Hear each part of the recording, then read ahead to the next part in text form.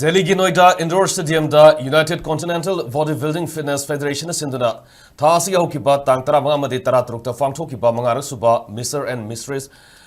Asia UIVFF listening kumanga da Manipur gi Hercules gym gi Sanaroi S Rustam na overall gold medal Lourakle ngasi Imphal airport da Mr. and Mistress Asia UIVF listening kumanga da sarugyaruba Hercules gym gi Sanaroi sing op gi tharunga mari lenena tournament du da course oina sarugyaruba Manipur Bodybuilding Fitness Federation ki Secretary General Oinam Bikramjina Fongdokibada Han Boina Nupi ani yauna Hercules gym gi Sanaroi taruna sarugyarubada S Rustam na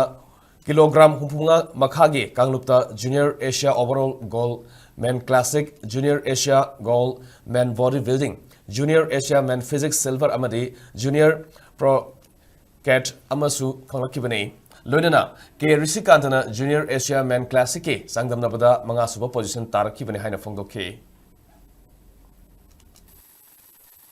New Delhi ki Noida Indoor Stadium da hokiba tang tara manga amasung tara taruk da pangthokiba Mr. amasung Miss Asia contest da aikogi satra Rustam na Mr. Asia asigi damakta below 65 kg category da first position gold medal lawi aduga men physics kina silver medal lawi aduga classic tana overall medal si phangi pro card amasu phangi aduga men classic ki jida amana 5 place ta phangi aduga women bikini ki da madasu 5% da phangdana aikoi Manipur da gi Sanaroi tarungna represent tawruba sida Manipur gi oina makoi manga asi pricing asi loduna Manipur na mai pakna laki machine aikoi ihan hanba Asia gi participant tawba adu Manipur Bodybuilding Fitness Federation gi ju ihan hanba participate tawba adu Mr. Asia contest ni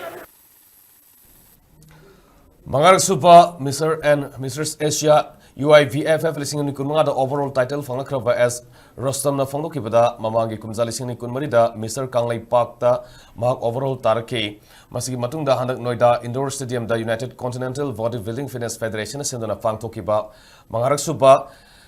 Mr. and Mrs. Asia UIVFF listening kunmanga da saruk yarubada title si phamangam lakibani makhatana international gi thak ta pangtokpa championship sing da saruk yana bhonagani haiki I say below 65 kg the gold low atuga classic physics the so gold low atudana chigi pro ka che phange atuga men physics tobudana mu second silver low adum makhara na sana ki gani adum world ki level adum sana ki world internationally adum